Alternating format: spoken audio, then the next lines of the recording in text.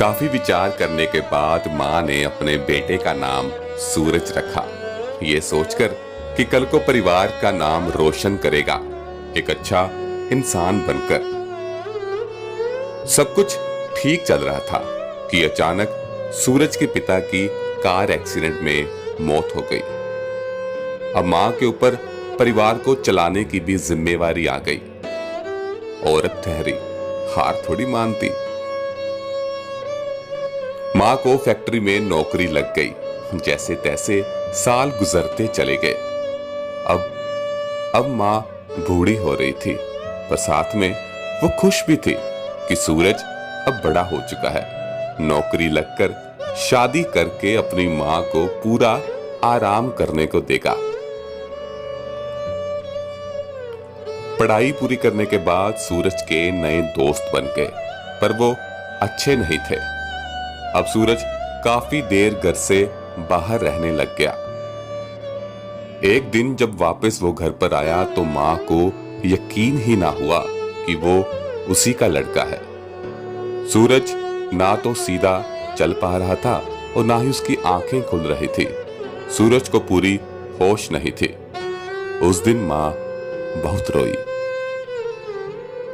नशे की लत में सूरज पैसों के लिए सारे गलत काम कर रहा था।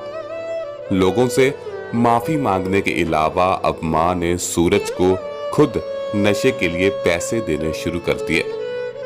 बढ़ती उम्र की वजह से अगर वो काम पर ना जाती और सूरज को पैसे ना दे पाती तो सूरज उसको काफी बुरा बोलता।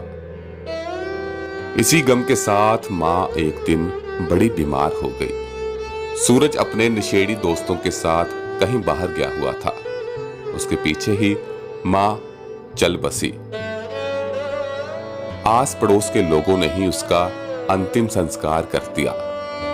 2-3 दिन बाद जब पैसे खत्म होने पर सूरज वापस आया तो उसे माँ नहीं मिली। पर जब वो अपने कमरे में गया तो उसके तकिए के नीचे काफी पैसे पड़े हुए थे, जो उसकी माँ जाते जाते सब कुछ बेचकर उसके लिए रख गई थी। वो माँ थी। जाते जाते भी उसे सिर्फ अपने बेटे की ही फिक्र थी। जाते जाते भी वो सिर्फ अपना फर्ज निभा रही थी। इस कहानी का नाम है बदनसीब। आप नीचे कमेंट करके जरूर बताएं कि आपको इस कहानी में कौन बदनसीब लगा। शुक्रिया।